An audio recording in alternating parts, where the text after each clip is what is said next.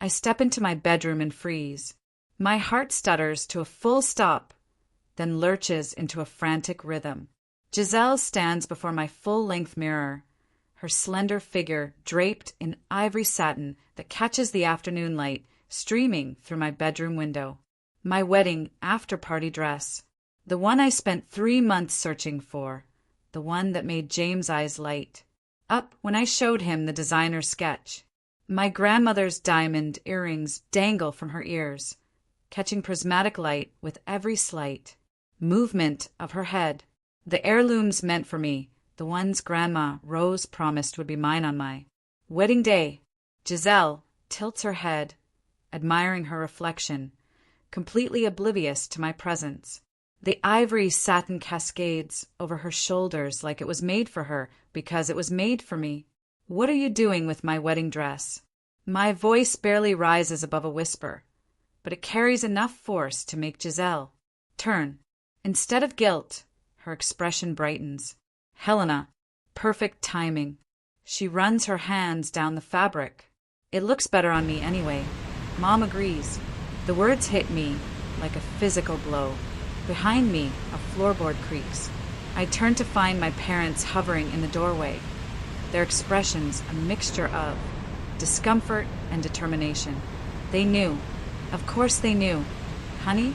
Mom steps forward, her voice taking on that placating tone I know too well. You'll have the main wedding gown. Can't you share just this once? Dad nods, waving his hand dismissively. Your sister has always looked stunning in white. Their words unlock a flood of memories. Giselle borrowing my designer shoes for a date, returning them scuffed beyond repair. My vintage purse coming back with makeup stains embedded in the leather. The cashmere sweater I saved 3 paychecks to buy, stretched beyond recognition after her weekend trip. Family comes first. I'd told myself each time, swallowing my objections, burying my resentment. Last winter flashes before me. The outfit I'd carefully styled for Senator Graham's daughter, the client who could have launched my styling career into the stratosphere. Giselle borrowing the ensemble for just an hour before I delivered it. The red wine stain spreading across the custom jacket like a wound. This is strike one, my boss had warned. Eyes cold with professional disappointment. When I confronted my parents, their response was swift. Accidents happen. She's your sister. I stand straighter now, shoulders pulling back. Something inside me shifts, like tectonic plates realigning after years of pressure. Not this time. The words come out clear and steady. Take it off. Silence fills the room, thick enough to choke on. Giselle's lips part in shock, her eyes widening with the unfamiliar sensation of being denied. You can't be serious. She laughs, but it sounds hollow even to her ears. Mom, tell her she's being ridiculous. Mom steps toward me, hands outstretched in supplication. Helena, sweetie, there's no need for drama. Giselle just wants to feel special too. Take it off. I repeat, my voice dropping lower. Now, or I call off the wedding. The threat hangs in the air between us. Dad's face flushes crimson, but something in my expression stops whatever rebuke was forming on his lips. Fine, Giselle spits the word. I didn't want your stupid dress, anyway. Her fingers fumble with the delicate zipper, her movements deliberately rough. I step forward and catch her wrist before she can damage the fabric. The earrings, too, I say quietly. With exaggerated care, she removes my grandmother's earrings, dropping them into my palm with enough force to make a statement. The diamonds burn cold against my skin. Later, after Giselle has flounced from my room in theatrical outrage, I hang the dress. In my closet, my parents' cold glares follow me, promising consequences for this rebellion. I run my fingers over the smooth fabric, heart still pounding. For 27 years, I've stepped aside, made room, kept peace, the good daughter, the responsible. The one who understands. Looking at the dress, my dress, I make a silent promise. Not anymore. They've taken enough. This wedding will be mine, and God help anyone who tries to steal another piece of me. The following day, James drops his notebook on our coffee table and rubs his temples. So that's it? We've decided on the honey lavender cake with buttercream frosting? I nod, leaning back into our sofa. After weeks of tastings and disagreements, we finally lock down the last major wedding decision. James reaches for my hand, his thumb tracing circles on my palm. 3 more weeks, Helena. Just 3 more weeks until you're Mrs. Helena Wells. The doorbell chimes before I can respond. I check my phone, no scheduled visits. James raises an eyebrow, but rises to answer it. My parents' voices float from the entryway. My mother's rapid-fire questions about our new sofa slicing through the peaceful afternoon. They didn't call. They never call. They just appear, like unwelcome spirits summoned by wedding planning. We brought the family wedding planner, Mom announces, swooping into our living room. She clutches a leather-bound binder that I've never seen before. Dad follows, his eyes darting around our apartment, mentally calculating what we paid for everything. We've made some adjustments. Mom continues, spreading the binder across our coffee table, covering our own notes. Just small tweaks to make everything perfect. James catches my eye as he settles beside me. His fingers find mine again, squeezing gently. Mom flips to a page labeled bridal party and points to a new notation I've never seen. We've added Giselle as co-bride with a matching white gown and coordinating jewelry. Note: the room tilts sideways. Co-bride? James leans forward. There's no such thing as a co-bride. It's our wedding. Mom waves her hand, dismissively. It's a new trend. Very European.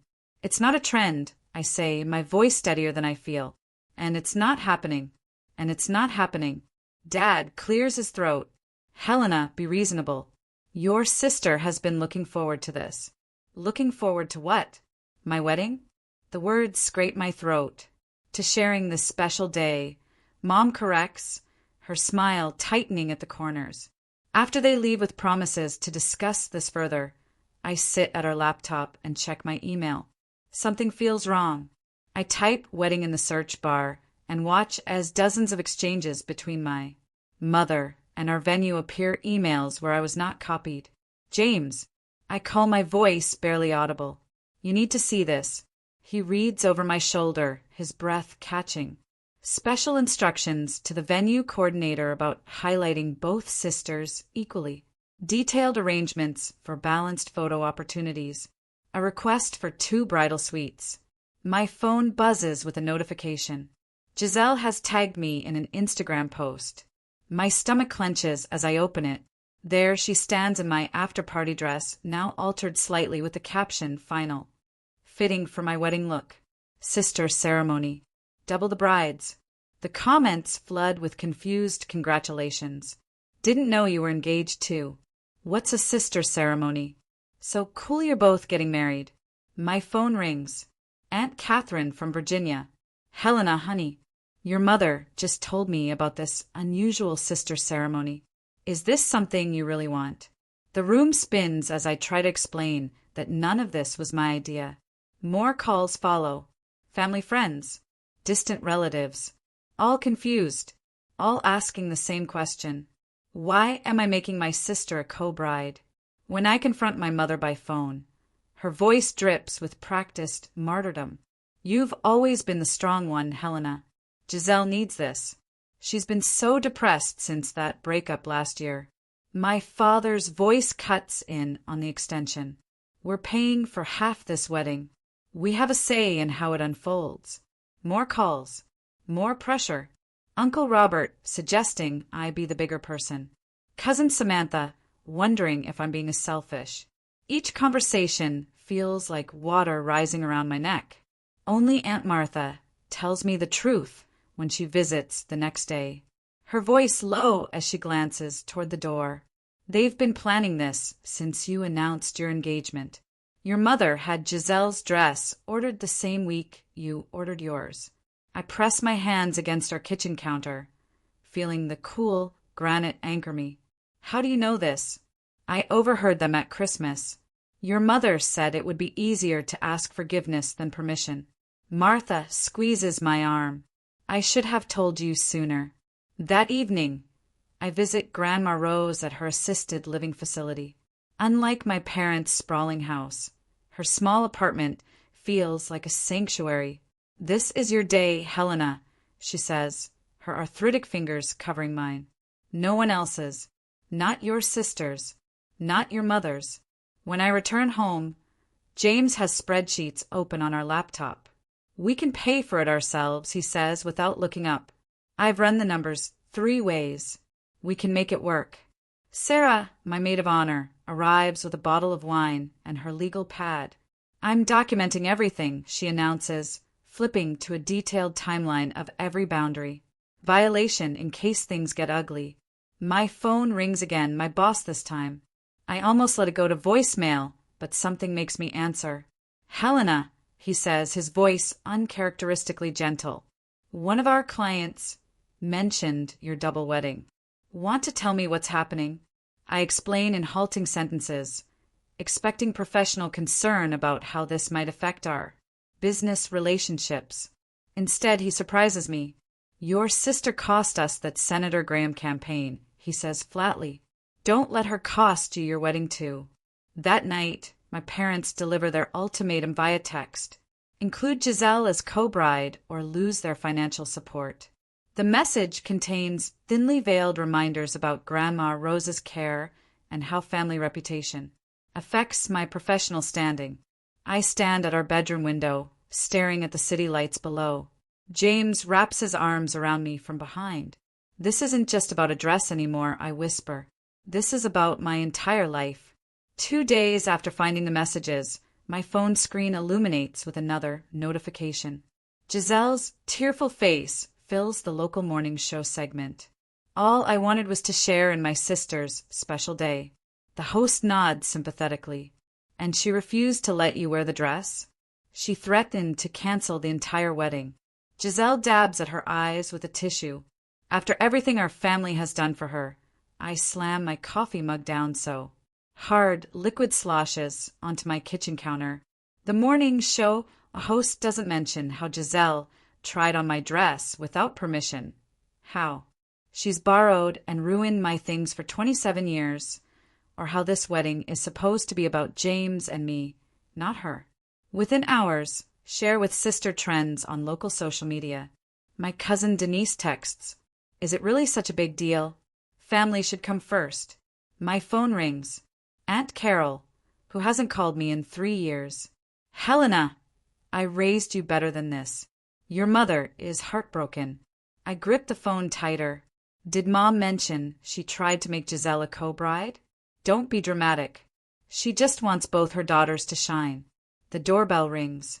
A delivery man hands me a stack of letters from my parents' church congregation.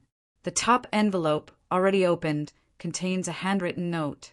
"Honor thy father and mother." I drop the pile into the recycling bin.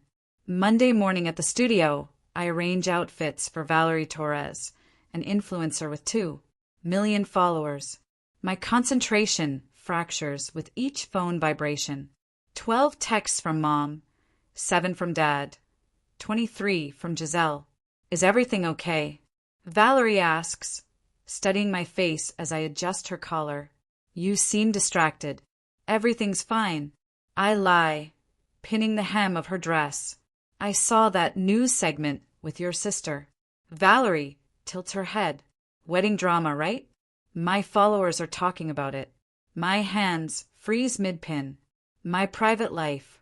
My professional space. The boundaries blurring like watercolors in rain. It's complicated. I manage. After Valerie leaves, Diana, my boss, calls me into her office. The morning segment plays silently on her computer screen. "This needs to stay out of the studio," she says, gesturing toward the footage. "Clients come to us for perfection, not family soap operas. Keep it together or take a leave of absence." I nod, throat tight. It won't be an issue. Tuesday evening, I drive to Grandmother Rose's cottage in Pasadena. The familiar scent of cinnamon and old books wraps around me as I step inside. Her walls display family photos spanning decades, including one of my mother and her sister at a grandmother Rose guides me to her worn floral sofa. The tears come without warning. They're making me the villain. Giselle went on television. The church congregation sent letters. My boss threatened my job. She holds my hand, her skin paper thin, but her grip surprisingly strong. Your mother did the same to her sister. I look up, startled. What? At Louise's wedding. Your mother wore white, insisted on standing next to the bride in photos, demanded matching. Flowers. When Louise objected, your grandpa sided with your mother. She sighs. They haven't spoken in 30 years. I didn't know. I need to. Some patterns need to be broken, dear. Someone has to be brave enough. She squeezes my fingers. And you've always been the strong one. Grandmother Rose stands slowly, her knees creaking. I have something that might help you. She leads me to her bedroom where a cedar chest sits at the foot of her bed. The hinges protest as she lifts the lid. Inside, beneath a crocheted blanket, lies a stack of legal documents. What are these? I ask, taking the folder she hands me. Look at the house deed first. I scan the document, my eyes catching on my own name next to hers. I'm a co-owner of your house? She nods. Since your 25th birthday. The next document shows the family trust. My name appears prominently as executor of my grandmother's estate. Grandma, I don't understand. I've been watching this happen for years, she says simply. Your parents have always allowed Giselle to take what's yours. I wanted to make sure they couldn't take everything. The weight of what she's telling me settles on my shoulders. You've been protecting me all this time. Now you can protect yourself. The next morning, I meet Tasha, a wedding planner not connected to my mother's social circle. Her office walls display photos of unique celebrations, none featuring matching sister gowns. Tell me what you want, she says, emphasizing the word. For the first time since my engagement, someone asks what I want instead of telling me what I should accommodate.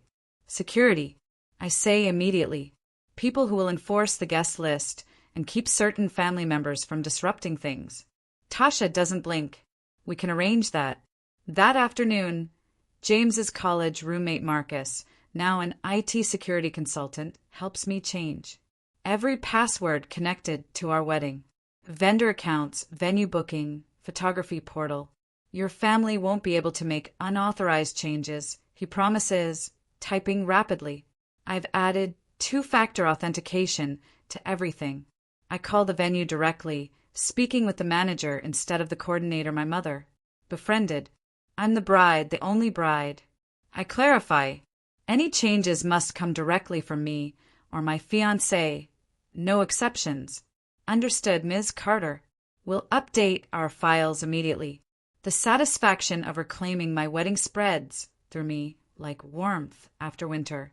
I transfer funds from my savings account to cover my parents' portion of the costs.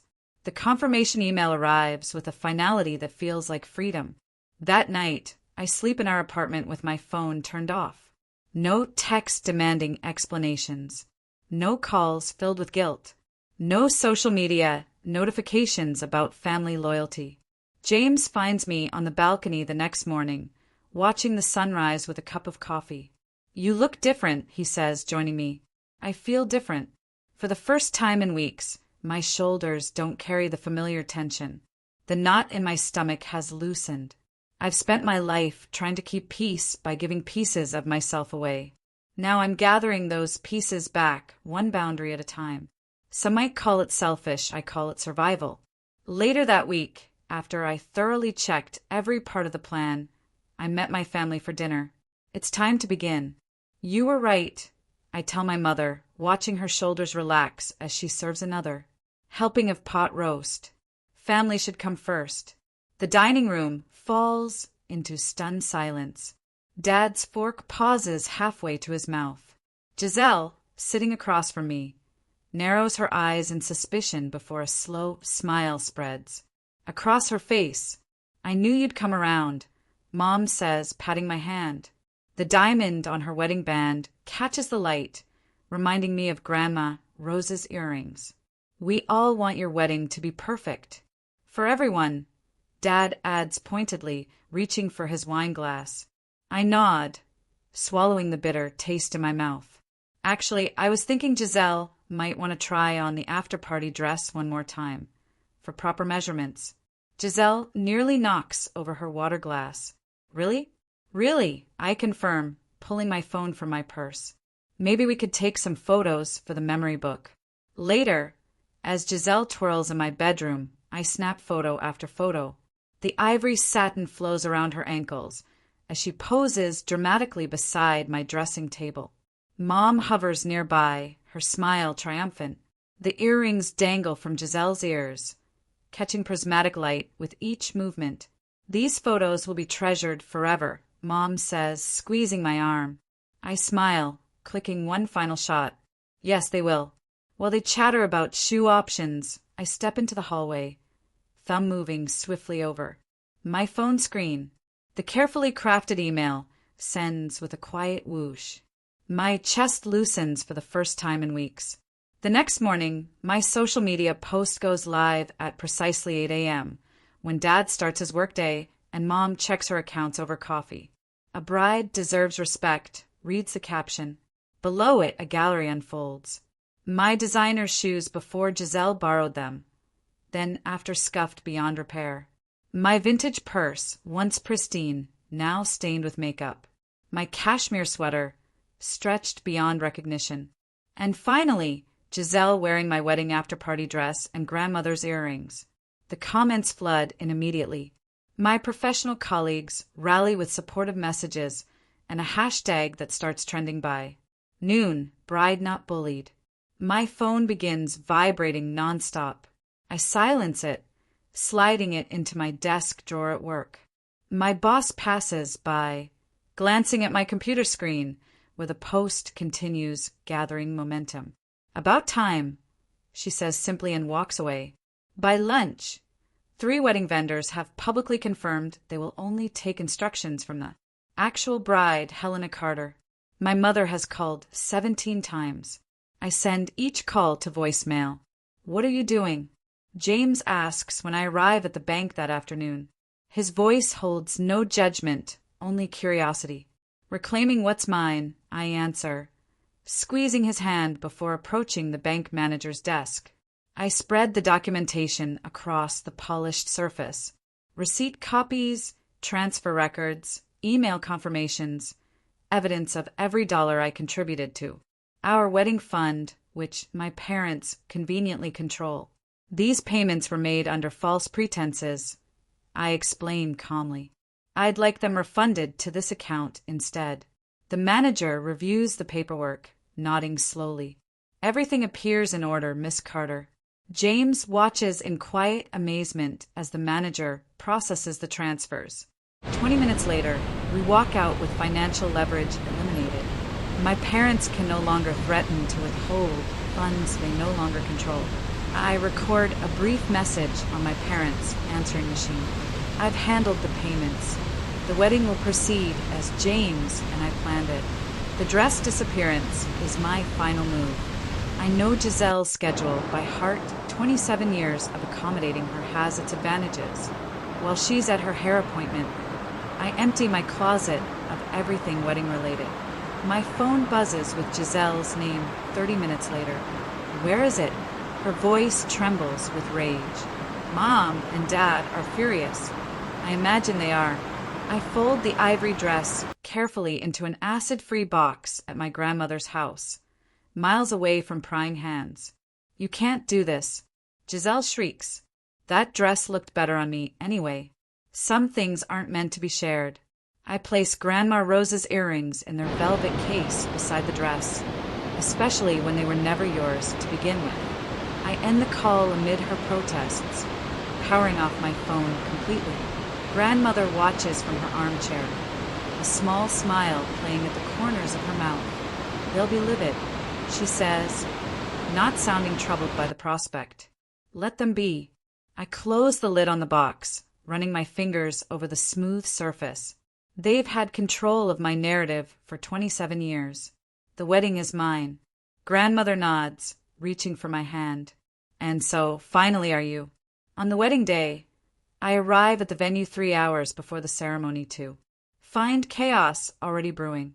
Through the glass doors, I spot Mom gesturing dramatically to the venue coordinator while Dad waves what looks like our contract in the air. Giselle stands slightly behind them, draped in a white dress suspiciously similar to my wedding gown. We had an understanding about the sister ceremony. Mom insists, her voice carrying across the marble foyer. It's a family tradition. The venue coordinator looks baffled. Ma'am, there's nothing in our paperwork about 2 brides. It's a verbal agreement, Dad blusters. We could pursue legal action for breach of contract. I grip James' hand tighter as we watch through the window. His college roommates, our impromptu security team, stand at strategic points around the entrance, looking both professional and immovable in their suits. Ready? James asks, squeezing my fingers. I nod, more than ever. When we enter, Mom's face pales. Giselle's mouth forms a perfect O of surprise. They didn't expect me for another hour, plenty of time to rearrange my wedding. Miss Carter, the coordinator, rushes over, relief washing across her face. Perhaps you can clarify? There is no sister ceremony, I say, loud enough for the small crowd of workers to hear. My parents and sister are confused. I turn to Marcus, James' former linebacker friend, now working security. Please ensure they stay in the designated family area until the ceremony. They're not authorized to make changes to any arrangements. Dad's face flushes crimson. You can't. I interrupt, my voice steady. And I am. 2 hours later, I stand in the bridal suite with Grandma, Rose adjusting my veil. My wedding gown, the main one, not the reception dress Giselle, tried to claim cascades around me in waves of delicate lace. You look magnificent, Grandma says, her fingers trembling slightly as she secures the veil with a vintage pearl pin. Strong. Sarah, my maid of honor, returns from scouting the ceremony space. Your parents got the message. They're sitting in the front row looking like they've swallowed lemons. She grins, and Giselle keeps trying to make her dress look more bridal by adding flowers from the centerpieces. I should feel nervous, but a strange calm has settled over me. Let's do this. The processional music swells as I take Grandma's arm. We plan this carefully, no father walking me down the aisle. Instead, the woman who showed me what real support means guides me toward my future. As we enter, I hear the celebrant's voice ring clear. Today we gather to witness the union of Helena and James only. She places deliberate emphasis on the final word, making several guests shift uncomfortably. Mom's smile looks brittle. Dad stares straight ahead. Giselle fidgets with her costume jewelry, a poor imitation of Grandma's diamonds currently nestled in my bridal suite safe. I lock eyes with James and never look away. His smile becomes my anchor as I glide past the family that tried to steal. Even this moment. The reception begins with delicious tension as I emerge from the bridal suite in my ivory satin after-party dress, the one from the ambush. Grandma's diamond earrings catch the chandelier light with every movement of my head. The symmetry feels perfect. You reclaimed it, Grandma whispers, adjusting one earring. Everything, I confirm. Giselle sits at the family table, her expression fluctuating between outrage and calculation. Mom's anger shows in her white-knuckled grip on her champagne glass. The photographer captures it all, immortalizing their displeasure alongside my joy. When it's time for toasts, I rise first. To those who truly support us and respect our boundaries, I say, raising my glass. Toward Grandma, then James, then Sarah. Notably absent from my gesture, the front family table. The party flows perfectly until I spot Giselle sidling toward the DJ booth. Mom follows close behind, whispering urgently to the wedding planner, who shakes her head firmly. Special sister toast, I hear Mom insist. It's traditional. Before Giselle can grab the microphone, James's best man intercepts her with practiced ease. The bride's playlist is quite specific, he says pleasantly, steering her away. I cross the dance floor, stopping directly in front of my sister. Not today, I tell her quietly. Not ever again. Her eyes widen. For once, she seems to understand I mean it. 20 minutes later, Dad corners me near the cake table. We need to talk. Now, I follow my parents into a small side room where Mom immediately dissolves into tears. You've humiliated us in front of everyone we know. Dad hisses. You'll regret this public display. Mom dabs her eyes dramatically. After all we've done for you, the sacrifices, the support, I study them, both really look at them, perhaps for the first time. Mom's tears that appear and vanish with strategic precision. Dad's authority that crumbles when challenged. Thank you, I say finally. They look startled. For what? Mom asks cautiously. For showing me exactly who you are. I straighten my grandmother's earrings. Now I know exactly who I need to be. And Dad steps forward. If you walk out that door, you'll what? I ask. Take my car? My inheritance? My wedding dress? You've been taking pieces of me my entire life. There's nothing left for you to claim. I open the door, pausing in the threshold. Enjoy the cake. I picked chocolate because it was the only flavor Giselle hates. The reception continues without them. James finds me on the dance floor, pulling me close as we sway to our song. Over his shoulder, I watch my grandmother chatting happily with his parents, her diamonds catching the light with every laugh. Some jewelry isn't just decoration. Sometimes it's armor. 6 months later, I stand in the bay window of our Connecticut living room, watching autumn leaves spiral across the lawn. 3 states and 800 miles now separate us from my family. The distance feels like oxygen. More coffee? James asks, patting across the hardwood floors in his weekend socks. Please. I accept the mug, inhaling the rich aroma. I was just thinking how quiet it is. No unexpected visits. No drama. No one borrowing my things. James settles beside me on the window seat. Your mother called again yesterday. I know. I curl my fingers around the warm ceramic. I'll call back next week. On my terms. With my boundaries in place. And if they push back, I shrug. Then the conversation ends. They're learning, I mean what I say now. James kisses my temple. I'm proud of you. I can breathe here. I whisper. The simple truth of it's still astonishing. Grandmother's silver Buick pulls into our driveway later that afternoon. Her move to the senior living community 10 minutes from our house was the best decision we made after the wedding. She settles at our kitchen table while I prepare tea. Her arthritis has worsened, but her eyes remain sharp as ever. I finalized everything with the she says, sliding a folder across the table. You're the executor now, and the primary beneficiary. The papers blur beneath my suddenly damp eyes. Grandma, you don't have to. You were the only one who saw them for what they were. Her weathered hand covers mine. This family has a pattern. Look, she opens a photo album I've never seen before.